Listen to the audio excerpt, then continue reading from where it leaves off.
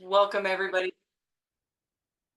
Thank you all so much for being here today. We are excited for today's session. It is session 8 of the Resilience Through Connection series, and it's kind of wild to think that we only have 2 more sessions after today. So this ECHO series is sponsored by the North Dakota State Suicide Prevention Program, and it's funded by the North Dakota Department of Health and Human Services Behavioral Health Division. So the Resilience Through Connection ECHO really aims to provide a deep exploration of the different factors that impact social connection and the predictors of loneliness. Sessions are tailored to increase life skills, resilience, and foster a sense of connectedness for people with disabilities and individuals with poor mental health. This includes enhancing knowledge of the different protective factors that can help against suicide, emphasizing the importance of social connectedness, and raising awareness of North Dakota resources and activities that can help promote a sense of belonging for this target population. Today's ECHO session is actually a direct result of cross-agency collaboration through the North Dakota Suicide Prevention Coalition. During one of our meetings, one of our partner organizations reached out and asked that we spotlight the unique needs of veterans with disabilities within this series. So we were grateful for this opportunity to respond, and we're just excited to share the voices of different sectors and enhance our training to make sure that it's meeting the needs of all people with disabilities, not just the ones in our disability sector that we're used to working with. So as mentioned, ECHO sessions really focus on moving people or information and not people. We really hope that you can actively learn about a topic and become a resource for your community. And your participation is really essential to the success of our session. So we encourage people to have their cameras on if you're comfortable doing so. And please feel free to ask questions, put them in the chat, and we will answer them during the Q&A portion. Just a reminder, individual privacy is really important to us. So if you are sharing information and asking for feedback on a specific case that you're working with, please don't provide any identifying information such as initials, names, friends, or coworkers. This helps us create a safe and respectful environment for everybody. And finally, you can earn professional development credits in social work, nursing, and peer support for participating in our live Resilience Through Connection sessions. So to receive credit, we ask that you fill out the evaluation that's going to be posted in the chat after today's session. And you can also access the evaluation by going to iEcho and clicking on the schedule tab, and you'll see a feedback link right there. And I'm happy to introduce our speaker for today. I will go ahead and let Max take it on over.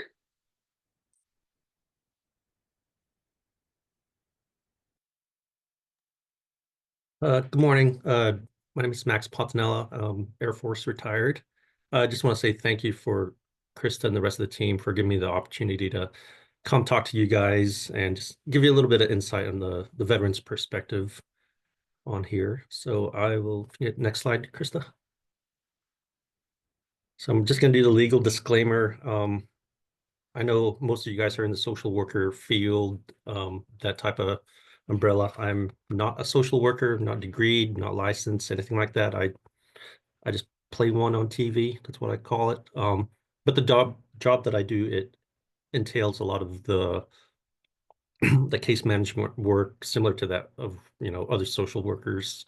And I do deal with a lot of other social workers from the VA, from different agencies and everything else. So I just say I play one on TV, but I'm not licensed or anything. And these are all my personal views. I do work for Community Action. And I used to work for the VA and obviously the Department of Defense. So all personal views and personal opinions. So that way, it's not any official message from the government. So slide. Okay, so a couple of things we're going to cover today is kind of who I am, just a little bit of my background. We will do some portions on military culture as far as some of the things people go through as they join the military and, some of the struggles after leaving service.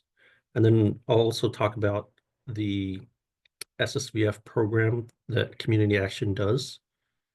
And then specifically, so it's the one hat that I wear, and then my other hat that I wear is the Together with Veterans, rural veterans suicide prevention program that we do here in Minot. And then just some of the challenges that they have for veterans within the rural areas that most of us here in North Dakota face. And then we'll end it off with a little bit of Q&A and some other resources. And slide. So who am I? When folks ask me this question, I say I'm a, when they say, where are you from? I basically say I'm a professional gypsy. Um, I was born in the Philippines. My mom was a nurse, so we kind of followed her career path, and that's basically what led us to Australia. And then Australia, we moved to the US right before I turned 14. But um, so yeah, so we basically followed her path in within the nursing field. So did my high school years there in Texas, in El Paso, Texas, and we had in high school they had the Army JROTC program. So that would I'd say was probably my first exposure to the military culture. So I did 4 years of that there in high school, and I still got friends from high school, and we're actually trying to plan a mini reunion of sorts right now to since we've all been spread out across the world, and now we're finally on the same continent that we can coordinate schedules and family times and PTO days. So some of these friends haven't seen decades just because we're spread out. um Shortly after that, I graduated in 98, and then I joined the Air Force. So spent some time there at Lackland Air Force Base, San Antonio for a boot camp, and then my initial job training was on the other side of Lackland Air Force Base. So all in all, I was probably gone for what, 3 months and change for boot camp and for my job training. Uh, Oddly enough, my first duty station was at Holloman Air Force Base, New Mexico, which, if you look at the map, is about 90 minutes north of El Paso, Texas. So that meant I still got to go home on the weekends, hang out with my buddies, do laundry at my parents' house, stuff like that until they moved to Florida. But so I still got to, hang out with my friends quite a bit. And then after New Mexico, um, I spent time in Germany. And then from Germany, I got to go to Guam. And then from Guam, the Air Force said, "Hey, you had too much fun, so you got orders to Minot, North Dakota." And then a short stint here in Minot, and then I went to Korea for a couple of years, and then finished out my service there in Spain. So I retired there out of Spain, and I physically left Spain in August of 2018, and then my official retirement date was October of 2018. So it's just coming up on almost 7 years here in a couple of months. So a couple of deployments along the way there. Most of these deployments it happened basically between 2005 and 2006. So that's when that global war on terror was kicking off. The Iraq war was kicking off. So basically from, yeah, all these deployments from Saudi to Kyrgyzstan, the UAE, Iraq, Qatar, that was basically all within a 6 year period. Um, and then the last one, I call it a deployment, was in 2009. That was to Antarctica, but that was only like 6, 7 weeks or so. But most of the other deployments to the Middle East, that's when things were pretty busy back then, with everything that you saw in the news. So, people said, "Hey, I was in Germany for 4.5 years." On paper, yes, but physically, I might have only been there, less than 3 years because we were gone every year. Was, basically a 6 months on, 6 months off type of cycle back then. Um, but I did get to see some of the world just because of that. Living in Europe, you get to travel, especially in Germany. Everything's close by. Um, I think to Luxembourg, to the border of Luxembourg was maybe a 30-minute drive. Luxembourg City was less than 45 minutes away. So you go there and, go there to watch a movie, or, we're going to go to Belgium. were, you know, 30, 45 minutes away. So really lucky to experience some of those things. Uh, Even living in Guam, 3 years in a tropical island. So I got to do a lot of scuba diving. And oddly enough, it was from Guam. That's when I got the chance to go deployed to Antarctica. So a lot of my coworkers said I was crazy. I was like, yep, but it's a once in a lifetime opportunity. So I jumped at the chance to do it. And it wasn't like there's a lot of people volunteering for that assignment once they heard where it was going. So uh, I definitely lucked out for that. But yeah, so fast forward a couple of years, I did 3 years in Korea. Most of the people there in Korea, or actually, let me back up. After Guam, like I said, the Air Force said, hey, you've had too much fun, so now you're coming to Minot. So I spent about 2 years here, worked out in the missile field. So it was a good tour, learned a lot about the nuclear enterprise and all the strategic importance of what Minot Air Force Base brings to the country and to the world, really, and just the global reach of what the impact of the mission here is. Um, After that, yeah, so yeah, the running joke was, my deployment for Antarctica did come. That was my training for Minot. So it it's actually I figured if I can, you know, if I can survive in Antarctica, then I should be able to survive good enough in North Dakota. So it's very similar climates, um, temperature wise, but it was the beginning of their summer season, if you want to call it that. So, but yeah, yeah, spent about 2 years and change here in Minot, and then we had orders to Korea. But the base where we got stationed at wasn't one of the bases where, most people think the big Air Force bases there. Um, it it was a small base on the southern end of the peninsula, but we had our unit there. We had bases all scattered around the peninsula, so we actually spent a lot of time on the road, checking on the bases that we were responsible for, that a lot of people just kind of didn't know about. So, um, and then after that, yeah, I lucked out with orders to Spain. So we're there in southern Spain. So not, another small unit, but we had another big impact on the global stage as far as the footprint and the capabilities that our base provided.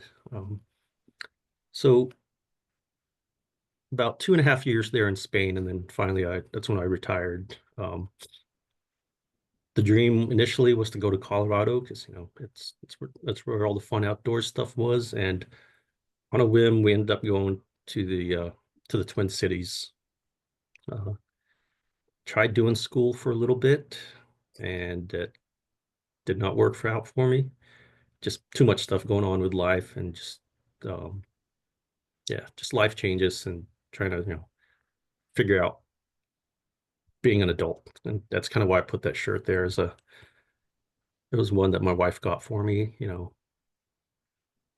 But yeah, so after that, I ended up working with the VA for about 2 years in their St. Paul office. We worked in the pensions and benefits department. So not the VA disability, but more easiest ways, think almost like a Social Security benefit program, but for veterans and veteran spouses. Uh, After that, that was in the 2020 timeframe. So when all the fun stuff with COVID was happening, then all the riots that were going on in right there in the Twin Cities. So we were looking ahead, you know, head to different pastures because it was time for a change. So yeah, we were looking at going down to San Antonio since we got a lot of folks, friends down there. But Minot State called my wife back and recruited her, so we came back home. Her family's here, and now she gets to teach and work with the teachers that taught her. So she kind of went full circle, and it was basically my turn to follow her career path. Um, and then I just lucked out getting that job here with Community Action. Um, and then on my side gig is I'm the executive director for Together Veterans here in Minot. Our goal is focusing on rural suicide prevention programs for veteran service members and their families, and we'll jump into that a little bit later. Next slide, please. So some of the stuff here we'll talk about military cultures, just some of the experiences folks go through as they join the military. So most people, and like I said, just in general, they graduate high school, they're probably 17, 18 years old, so they join boot camp. Regardless of what branch of service you go through, you're going to go through boot camp. Each service branch has their own locations for the Air Force and Space Force now. It's all at Lackland Air Force Base, San Antonio. I think the Navy is in the Great Lakes up in Michigan. The Marines, they've got East Coast and West Coast on Camp Pendleton and Camp Lejeune. And then the Army, they've got one of the biggest branches, so they got several sites throughout the country for the Army. And then the Coast Guard, I don't exactly know where there's this, but they do have one separate from the Navy itself. So a lot of things that they do is their goal is to transition you from a civilian into the military mindset. So this is kind of where where folks say, hey, you're a robot because the military trains you to be a robot. This is kind of where it starts, is, you learn about military culture, you get the obligatory, we're going to shave your hair off because everybody's got to start at equal footing. And in boot camp, nobody cares what color you are, or how rich you are. So that's, everyone's the same. And, you learn the military way of life real quick. So most boot camps, I think the Air Force were around the 8-week mark. I think the Marines are in the 12 to 13-week mark. Navy, Army, it's all within the, 6 to 12, 13 weeks for boot camp. And it's more, focusing on the discipline, the structure, basic marksmanship. Obviously, the Army and Marines, they go more in depth into that portion of the marksmanship phases. And then after that, after graduating boot camp, you will go to your job, whatever specific job that might be in the military, whether it's, you know, if you're infantry, if you're communications, medical, whatever. A lot of the military jobs, for the most part, have a direct civilian translation.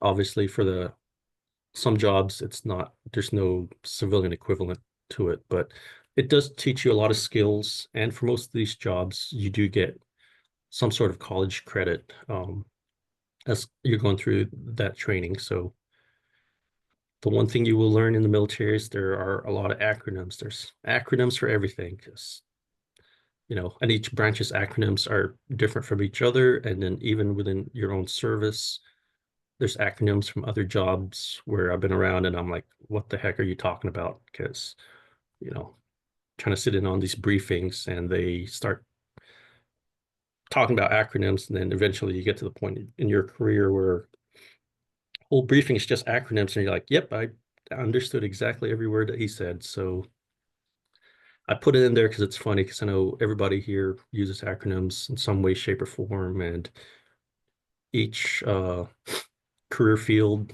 of folks that's on the line, I'm sure you could relate to, when you're talking about this or that. So and then for most folks after that, they get a chance to go deploy, whether it's overseas or sometimes you get deployed within the US itself.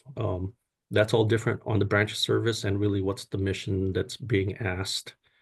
Like I said earlier in my career, we're gone a lot, and that was just because of, right after 9/11, everybody was going. But now these days, 20 something years later, maybe that tempo isn't as fast paced as what it was, right after 9/11 happened. So um, some units deploy more than others, and it's all job specific and it's all branch specific. Um, where do these deployments take you? Basically anywhere in the world that the US has partnerships um, with, foreign countries, whether it's partnerships with other countries where the US military is training other countries, collaboration, the education piece. There are peacekeeping operations, humanitarian missions. So, when the tsunamis hit, I think there was an earthquake down in Asia not a couple of weeks ago. Uh, the U.S. government sent, folks out there to assist, and I'm sure that there's probably a military component, whether it's, airlift that the Air Force provides just to deliver cargo. When that big tsunami hit Japan, probably about a decade ago, there was a huge mobilization from the military to partner up with the Japanese government to just to help recovery operations there. So the picture down there is I was actually down at when I went to Antarctica. I got the opportunity. So we're stationed at McMurdo Station, um, kind of on this outskirts of Antarctica, so to say.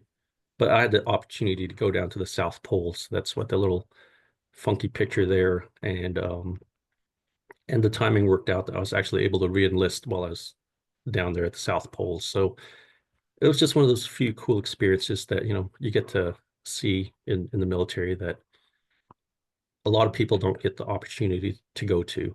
Um, and then really the only folks that go down towards the South Pole, you're not really going to see tourists. It's going to be more your science related people, support folks. So they do have tours to Antarctica, but you're not going to the South Pole. You're going to go off in the very corner of the country there. Um, and yeah, like I said, deployments, most of the Air Force deployments are, either a couple of weeks to 4 to 6 months. Um, most of the Army deployments are generally within the 1 year time frame. So, like I said, back in the early days of the Iraq War, it wasn't uncommon, especially like with other branches where, hey, I just deployed to Iraq for a year, and then I moved to a different duty station, and guess what? My brand new unit, they're turning right around and going back to Iraq again. So there are stories of folks gone for multiple years at a time with a very short, very, very short turnaround time period of time that they spent home before heading back out again. Like I said, I don't know how it's looking now with just the current world political situation and where the U.S. military gets sent, but um, I don't think it's as fast paced as what it used to be over 20 plus years ago. Um, Service rivalries, that's always a funny one because each branch makes fun of each other, and rightfully so. We're all family. The some of the Air Force perspective, they say we're the cushy fly boys, fly girls, and we don't sleep out in the field because we're too busy sleeping in our fancy hotels, and rightfully so. Um, the Marines eating crayons because that's their thing, but it's one of those cultures where we'll make fun of each other's, but when somebody starts making fun of one of our own, then we kind of just band together and look out for each other. For folks that are a fan of the football, within the service academies, there's always there we go. Yep, found my Marine right there. Grape crayons. Thanks for your service, Kevin. Um, the service rivalries, the Army Navy football game, between the service academies, that's always a big thing.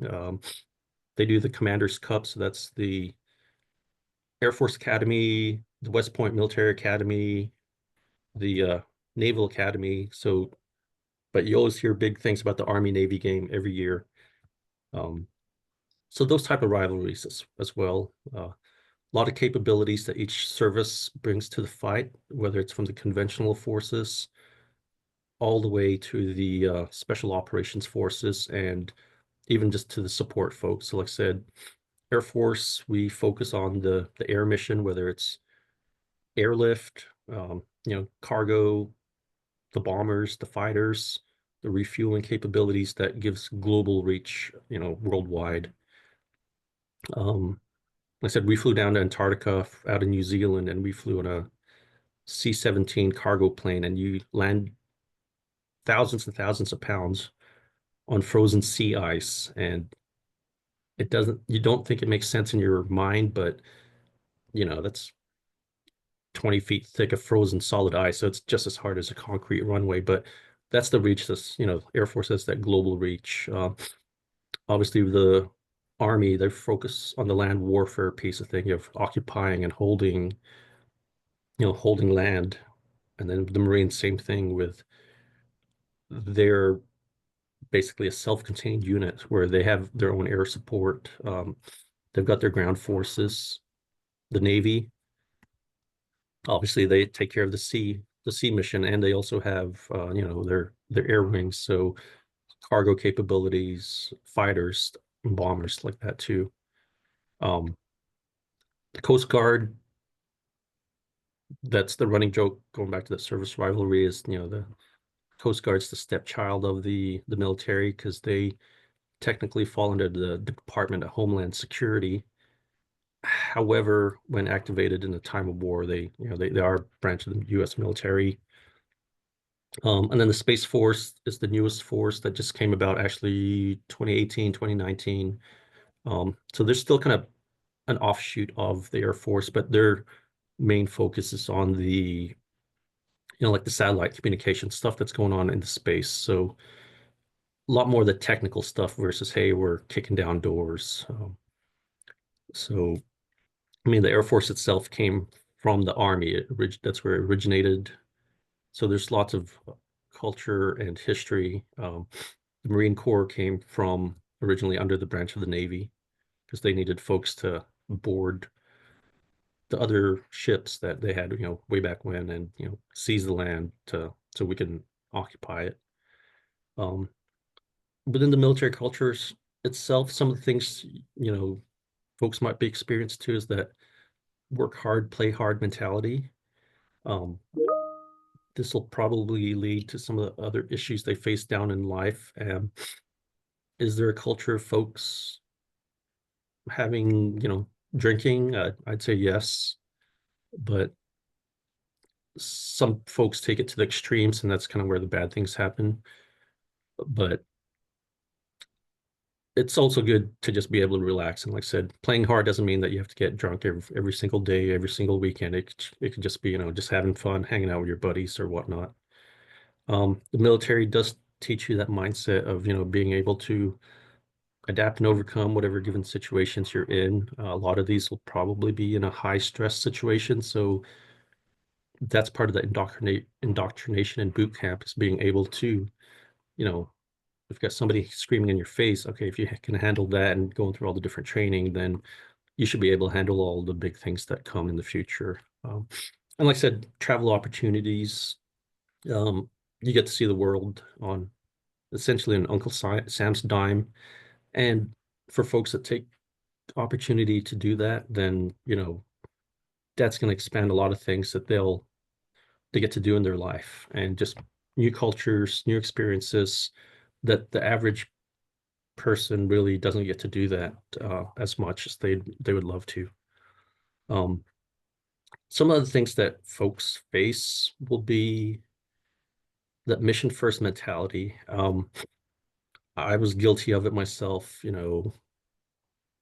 where you're doing something that's bigger than yourself. So I don't know how many times I called the wife and said, "Hey, honey, change of plans. Something came up at work," and I'd go disappear for a couple of hours to take care of things. A lot of that too will some of those things it leads you to compartmentalize some of the experiences you have in the military, whether it's good or it's bad. So one of my jobs in my career field is we dealt with mortuary affairs. So that meant, we were like when we were in Iraq, we had folks that tragically they passed away, and we, put them in the body bags and you began the process to send them back to the US.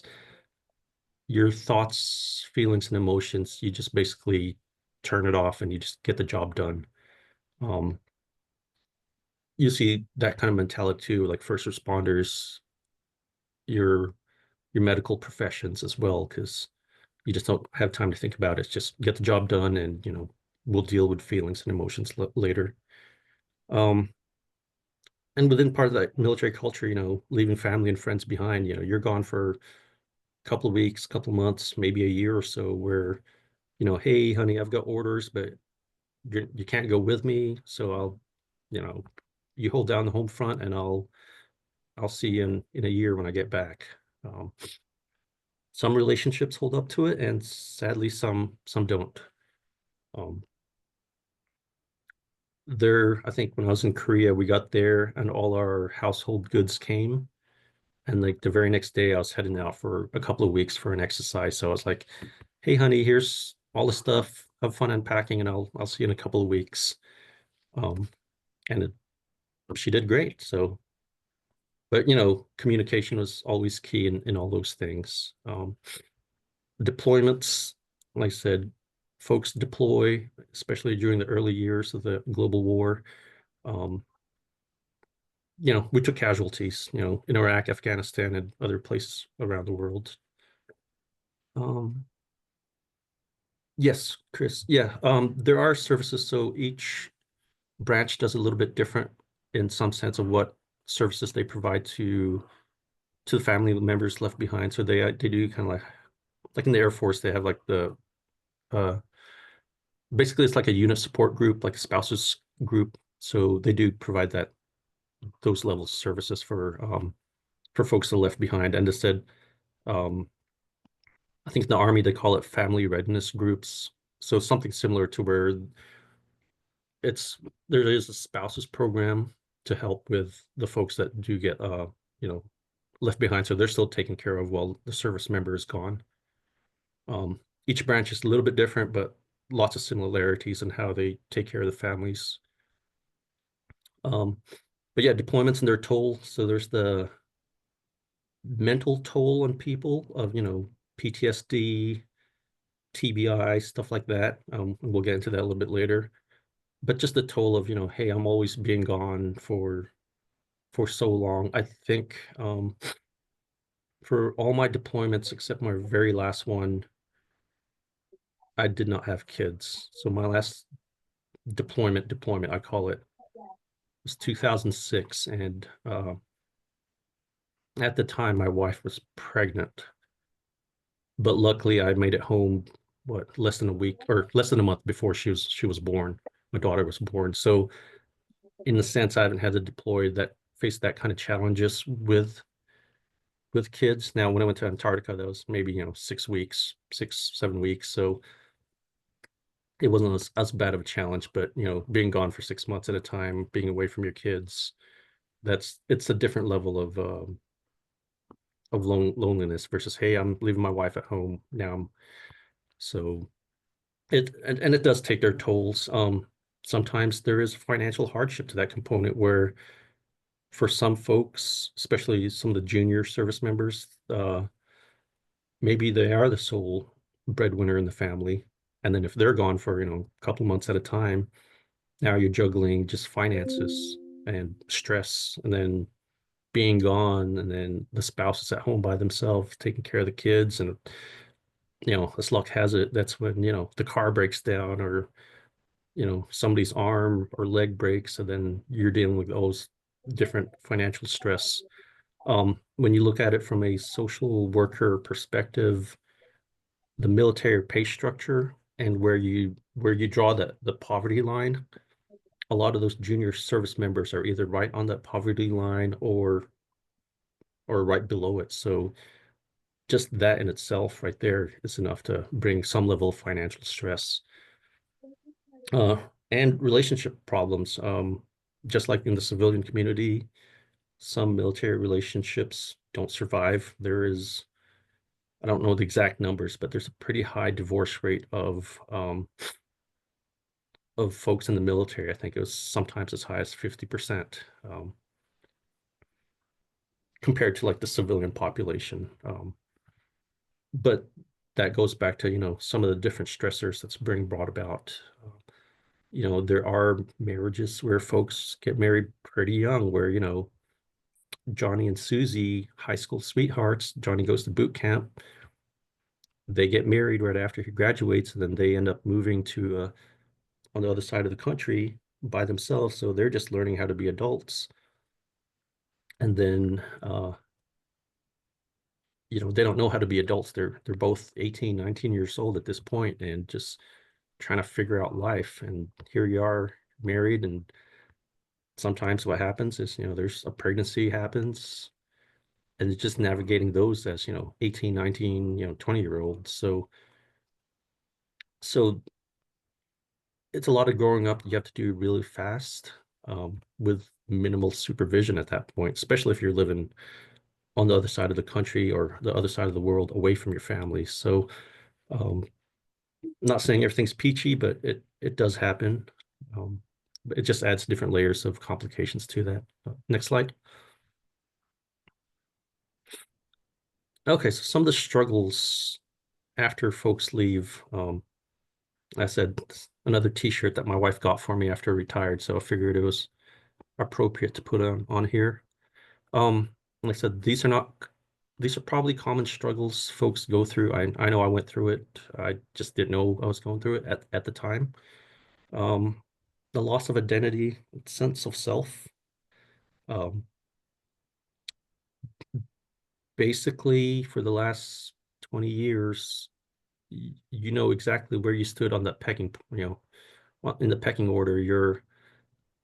What rank you had on your shoulders, on your arm, or on your collar that told people exactly who you are and where you stood for. And you knew your place rightfully so, within that chain of command. You're either at the top of the hill or you're at the bottom of the hill or somewhere in between. Um, and your identity was, for a lot of people, it's defined by you know, I'm a service member, I've got the uniform on, but once you take it off, you lose that sense of purpose, that sense of mission, because every day there's always something to do, there's always a bigger purpose. But then now when you enter the civilian world, I just got to wake up and go to work, and it's nothing really greater than yourself. So you do lose that. You do lose some of your camaraderie where, being in the tight-knit military community, and then you're in the free world, so to say, and you don't have that military experience. So you'll see a lot of military folks just here in Minot specifically, our first responder population, police, fire, our medical, there's a lot of that same type of camaraderie, and you'll see a lot of folks going into those type of the brotherhood, the sisterhood, where it still has that versus just working your traditional 8 to 5, and they don't have as much of those bonds. So navigating life as an adult, like I said, I retired when I was 38, and I was, growing up enough to figure out life, but it's different when from the time I was 18 to 38, basically everything was told to you. It's dictated, you're going to do X, Y, Z. You're going to shave exactly every single day. You're going to wear this color socks. You're going to wear this color shirt. Um, Now I get to grow my beard or shave whenever I want to. I don't need to get a haircut every other week. I will say some habits are still hard to get by. So after about that 2 or 3 week period, I'm like, oh, honey, I'm getting shaggy. I need to go get my hair cut. So just some habits are hard to break, but I can grow my hair out as long as I want to. I can grow my beard. I know for the ladies, they like getting, changing their hair color, getting all the fancy colored nails, piercings, whatever. So you get to do that. Um, and also too is if you're not living in a military community after you separate, you may not know what resources are available. So a lot of this is, and I see this with a lot of my clients, is you don't know what you don't know until you need to know it.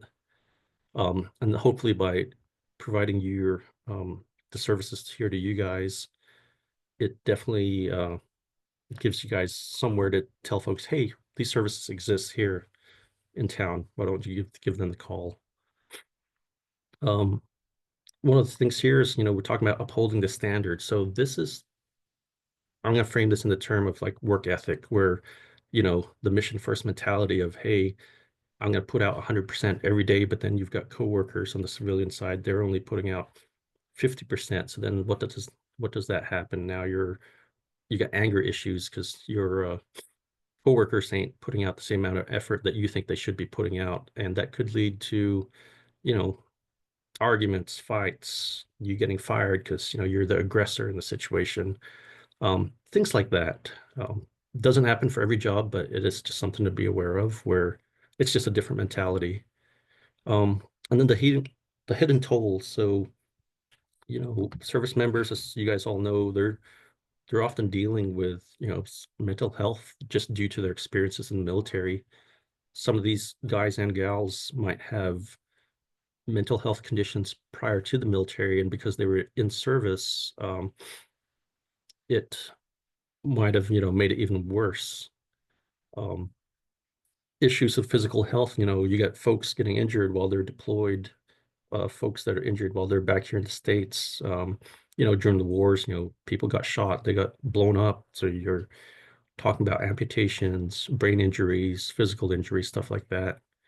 Um, One of the stigmas, is accessing healthcare and mental health in the military. That's a big thing, and hopefully it's decreased some because a lot of it is the stigma was if I go to the doctor to get seen for help, maybe I'm seen as weak because, I'm not able to handle it, or hey, you're slacking because you're not at work, but here you are trying to, take care of your health. So, um, like I said, relationships, sometimes it does come at a cost.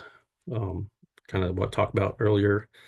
Some of the coping mechanisms folks use in the military, some folks like to drink.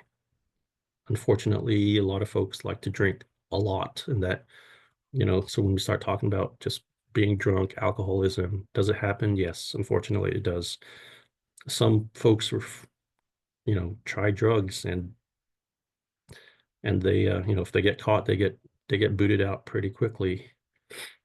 Um, Pride and ego. So folks that are, like I said, we're trained to be self-sufficient, be able to figure out things on their own. So sometimes that is a barrier for folks to raise their hand and said, "Hey, I need help because I don't know where to go." But you know what?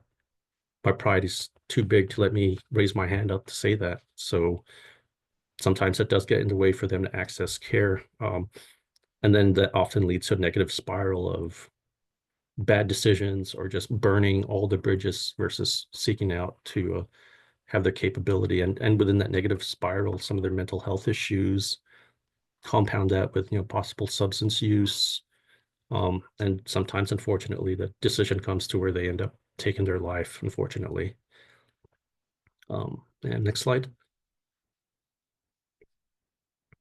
So how does that go to what I do here for work? So within community action itself here, specific to North Dakota, is we have branches all throughout the state. So basically um, we cover the Williston, Minot, Devils Lake, Grand Forks, Fargo, Jamestown, Bismarck, and Dickinson.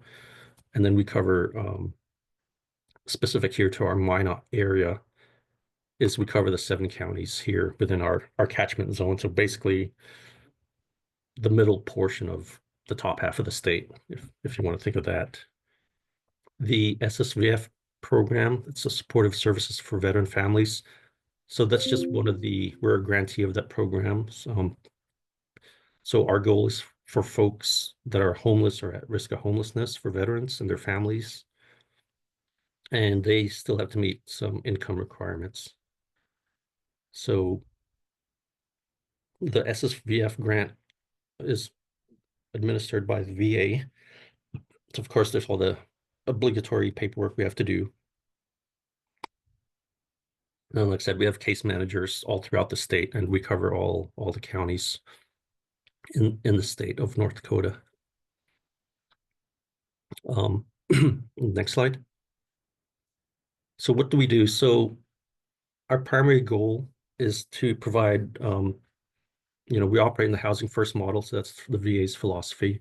So we do case management, and then we do provide limited assistance as funds are available. And we also provide resources, referrals to other agencies. So this is where we work with multi-agencies, accessing VA healthcare, helping them apply for disability benefits, employment, mental health, substance abuse, you kind of name it. So that's where we begin the wraparound care. So how do veterans qualify for the program? So there's three big boxes we have to check. So their veteran status. So that's their DD 214. That's normally their military discharge records. The VA squares, that's a program that we use that can give us basically a instant snapshot of if they're a veteran or not. Um, if they're enrolled, they have a VA ID card. If they have VA disabilities, there's a benefits letter as well. Really, we can touch a lot of veterans with the exception of if they had a dishonorable discharge. So you're thinking court-martial level at that point, and you almost have to earn a dishonorable discharge for it to get to that level, because there's a lot of federal programs that you're now just not eligible for with that level of discharge. The income guidelines per HUD. So we go with the 80% rate.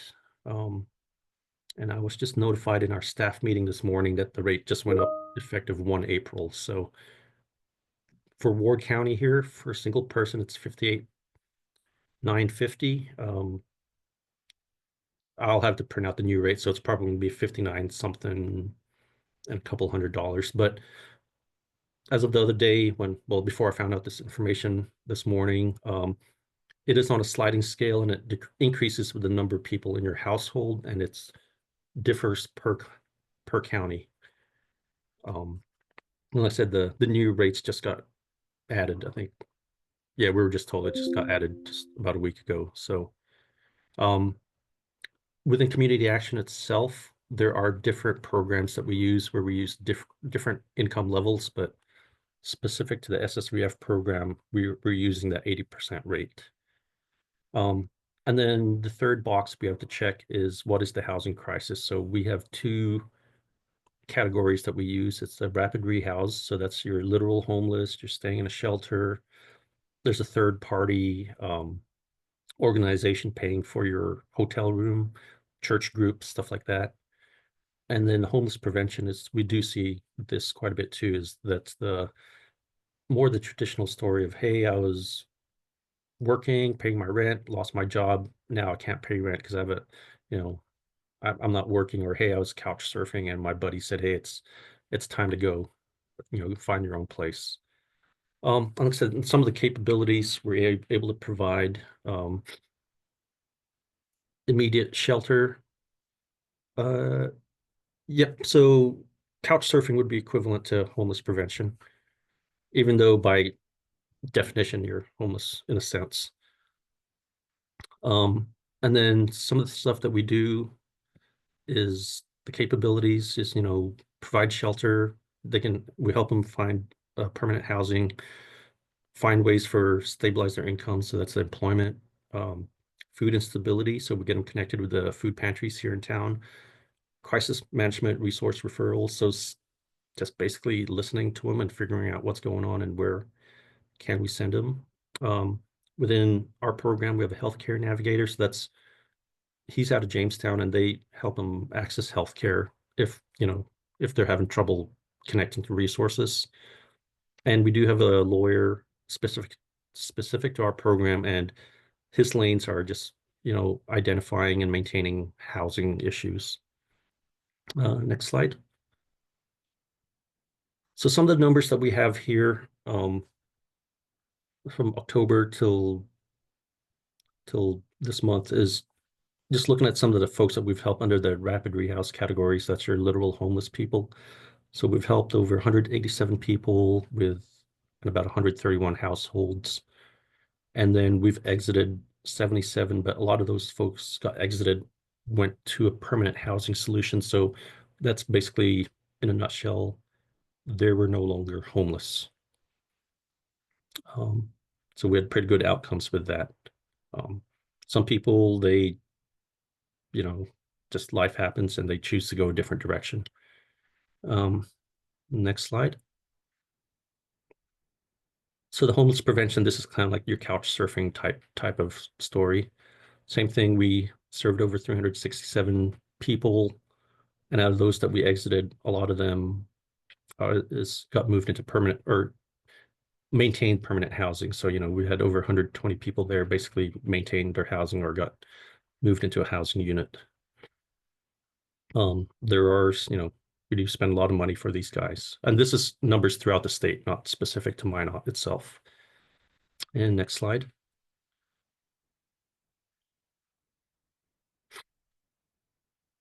And then just some of the common themes, and you guys probably see this in your lines of work out there. Our clients, it's not one age demographic, it's not one sex. I've got males and females. Um, it's not one race. Looking at our stats, it's for if you're looking at racial demographics, for white is like the highest number that we had by percentage, and that's just based off our cultural populations here in North Dakota. Um, Same thing, if they're low income, lack of income,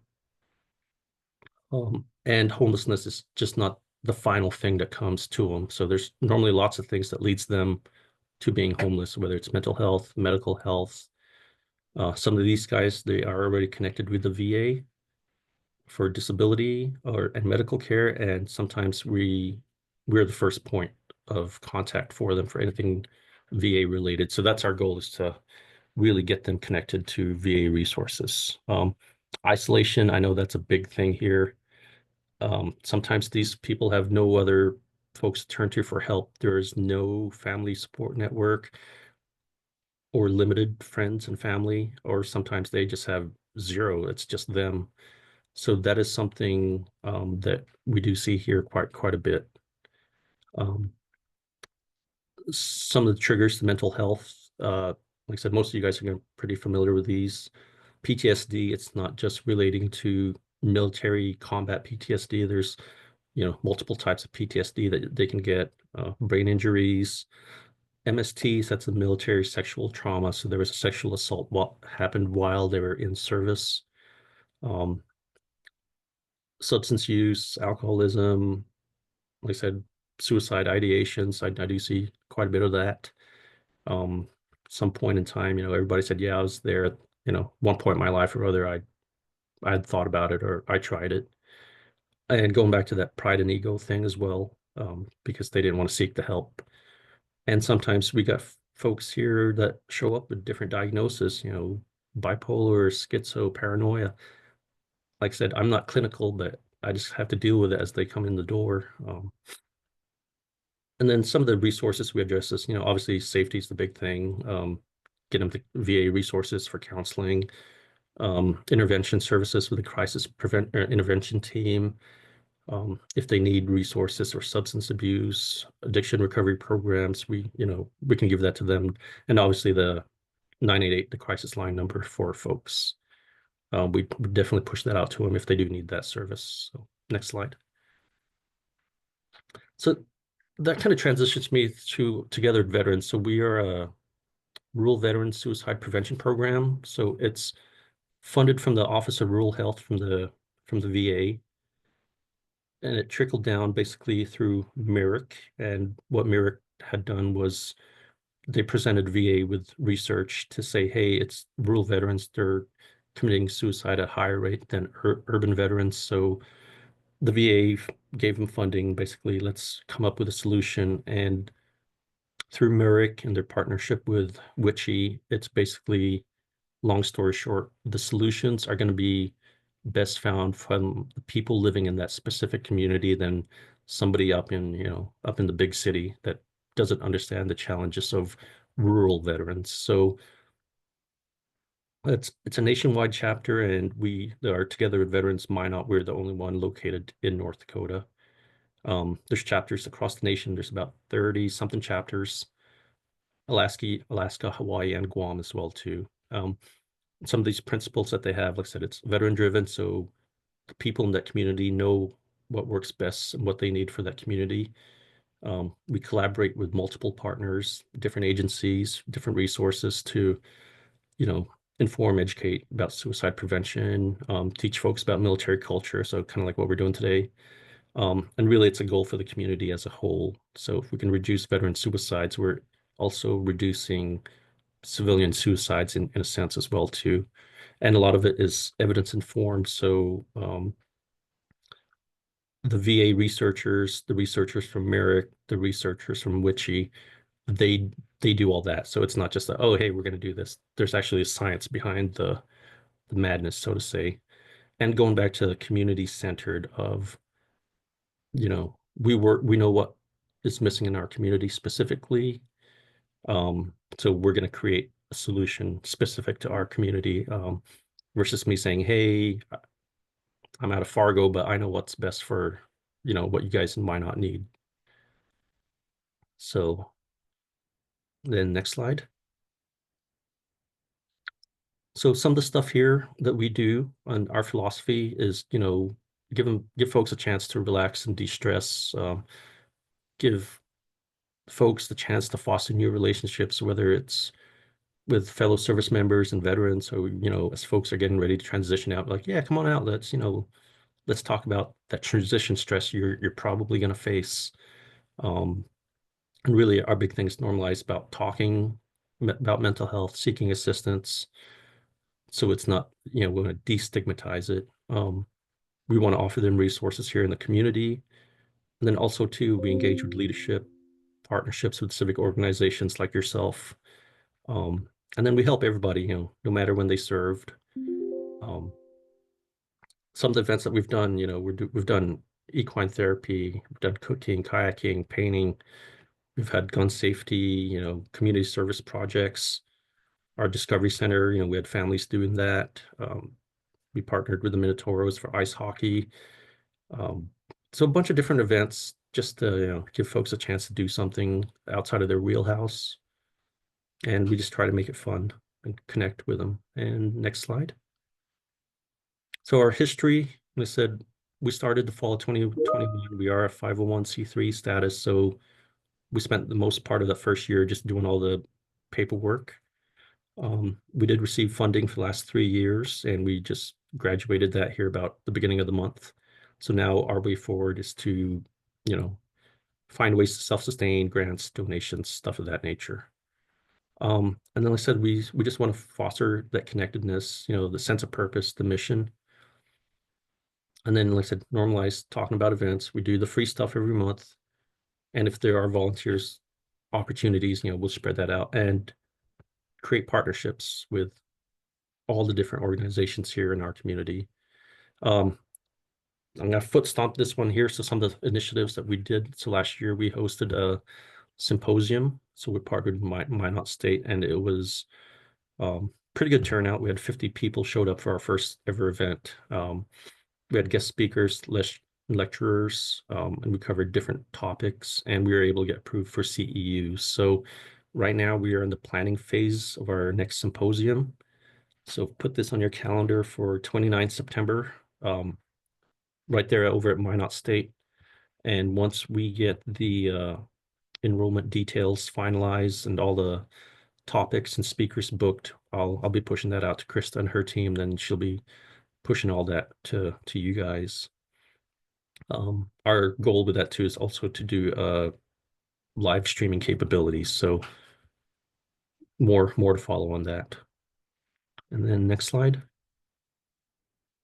So this is from the Merrick's webpage, and it's just a quick blurb. And I said most of you guys probably already see this, but I just wanted to foot stomp it. Is, with rural veterans, it's especially with North Dakota as a rural state, it is harder for folks to get to medical appointments. Time, distance, weather conditions, um, all the things that you guys see on a daily basis. You can't get to healthcare if the roads are closed because there's a blizzard and there's 3 feet of snow blocking you. And then now your internet is shut down, your phone is shut down, and you can't connect with the outside world. Um, if I need to go to the appointment at the VA clinic, Fargo is a 4-hour drive from Minot. There are clinics within each of the communities, but sometimes you have to go to specialized healthcare, stuff like that, that you guys all see in your day-to-day duties. And that should lead me up to my next slide there. So this is just some resources here within the local community here in Minot specifically. This is not everything, but at least this gets you pointed in the right directions. Obviously, if folks are in crisis, the 988 option 1.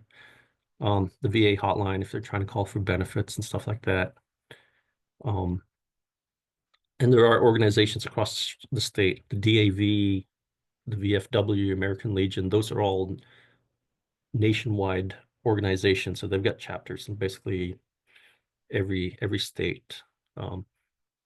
There are some peer support here for Minot. The Guitars for Vets, so they do peer support where you're playing guitar, you're playing music, you're not really talking about mental health, you're just playing the guitar and learning how to play the guitar. Obviously us together veterans. Another one for peer support group is Vets for Vets, so that's more your formal and informal peer support group. Hey, let's sit around and put the chairs in a circle and just talk. And like I said, all these slides will be available to you guys. And then that last slide there, Krista. So there's my contact information there at the bottom. But does anybody have any questions? I know we're wrapping it up here. Yeah, I think you did a great job at answering all of the questions throughout the presentation. So thank you so much, Max, for that wonderful presentation. You've got a lot of thank you. So I hope you have a second to check those all out. Yes, thank you, everybody. We are at time for today. So please take a moment to fill out the evaluation. Kyle's going to put a link in the chat. Chris, or yeah, said that you answered questions before they got to type them all out. So yes, a link to the evaluation is in the chat once again. Thank you all for joining us, and we hope to see you next week. We are going to be talking about the impacts of social polarization featuring Renee Carterell. So we're excited for that session. Thanks again, Max. Thanks, everybody. Thanks to the team, and everybody have a good day. Yes, you too. I'll give everybody a minute or two to click on that link, and then I'll close out the room.